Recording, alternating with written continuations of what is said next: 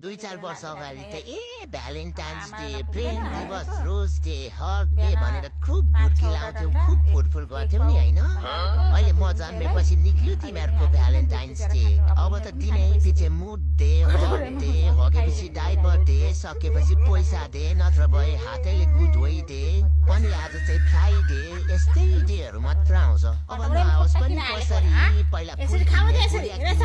नाना थरी गिफ्ट दिने रेस्टुरेन्टमा लगिने मिठो खाने पैसा त अब डाइपर दुध खेलौना लुगा किन्दै खर्च भइहाल्छ गर्नु बिचरा गाह्रो छ यिनीहरू दुखी आत्माहरूलाई पनि तर चिन्ता नभएर भ्यालेन्टाइन्स डे नभए पनि 30मा साडी फेरि दिनभरि छमछमी नाच्ने डे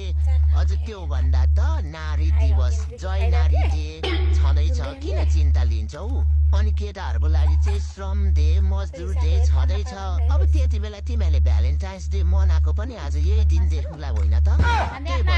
लागेर बस्छ त अब भ्यालेन्टाइन्स डे भनेको केटाकेटीले मनाउने हो त्यही भएर 10-15 वर्ष पछाडि